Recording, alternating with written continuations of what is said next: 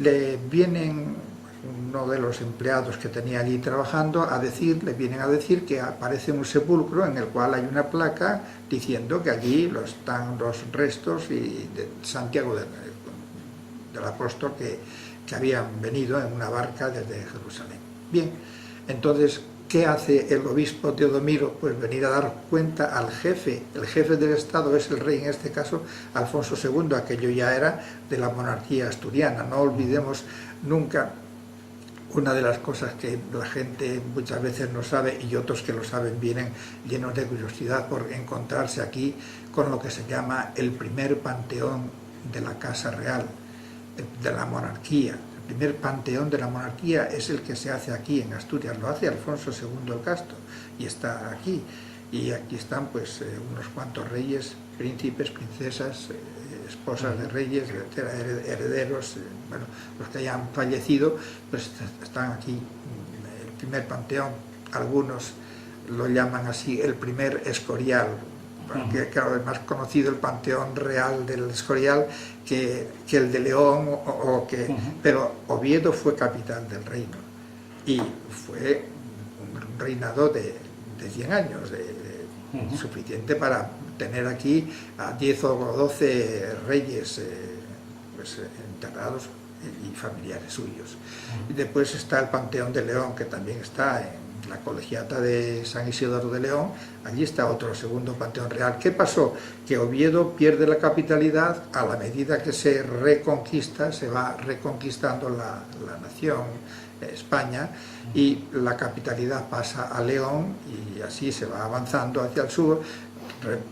Llega la curiosidad, a Toledo también vuelve a recuperar la capitalidad y bueno, finalmente termina en Madrid. Pero la curiosidad de Toledo la puedo contar porque es una cosa que llama un poco la atención. De Toledo han venido aquí, antes de que Toledo fuera conquistada por los árabes en el año 711, siglo I, principios del siglo VIII, llegan aquí en marcha el Arca Santa que viene de Toledo y acompañada de reliquias de otros santos que estaban allí y que guardaban allí, que era la capital del reino y era lógico que guardaran allí cosas santas. El Arca Santa dicen que ha llegado de Jerusalén. De Jerusalén sale, según dicen los cronistas, en el año 614, cuando los persas, el rey persa Cosroes II, invade Jerusalén. Y además ellos, para los persas, el dios era el rey, era Cosroes, y él mandaba destruir todos los templos y todas las imágenes y todo lo que encontraran. Entonces, antes de que encontraran eso, salieron por el norte de África caminando hacia acá. Llegaron a Egipto y en Egipto se detuvieron pensando que allí ya no iba a llegar Cosroes. Pero Cosroes no se conformó con conquistar a Jerusalén y Palestina, sino que invadió también Egipto. Entonces, cuando intenta invadir Egipto, pues los que habían llegado allí con el Arca Santa es cuando salen en dirección hacia España, hacia Hispania. Entonces, vamos, ya con letras romanas, con lengua romana, ¿no? Vienen, desembarcan en Cartagena y dicen que van a Sevilla. En el 636 viene a Toledo.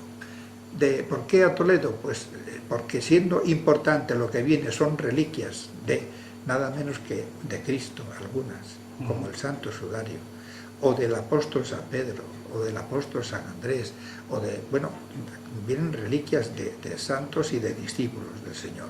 Y todo eso entonces llega, ¿y a dónde se va a guardar? Lo lógico fue eso, que llegara a Toledo y que no quedara en Cartagena o en otro lugar lejos de la capitalidad, porque la mayor protección, la mayor seguridad y la mayor dignidad de un Estado es su capital.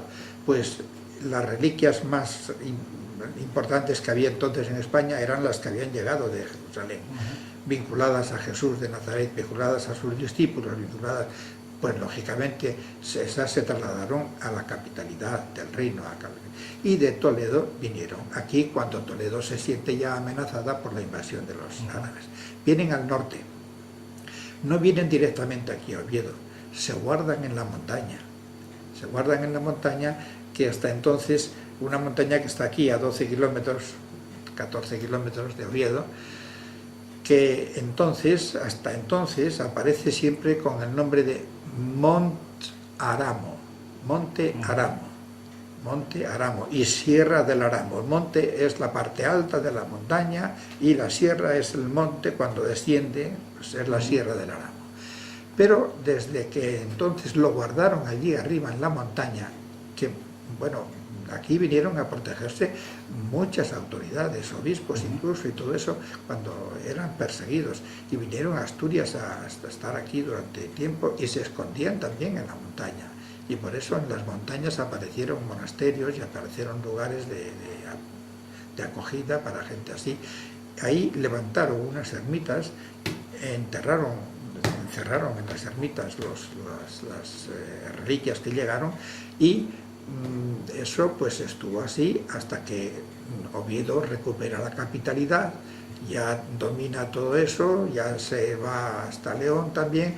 Entonces Alfonso II el Casto, pues digamos que en el 800 y pocos años, 100 años después de haber llegado, vamos a decir, llegó aquí en 711, pues lo traslada desde allí hasta aquí, a la iglesia basílica del Salvador, que él mismo había reconstruido, porque la primera iglesia del Salvador fue construida por su padre Fruela, y en el 761 empieza más o menos, él es rey desde el 757, pero en 761 empieza a construir la iglesia, esta basílica dedicada al Salvador y rodeada en el altar por los discípulos, 6 altares, 6 por un lado y 6 por otro, dedicado uno a cada discípulo.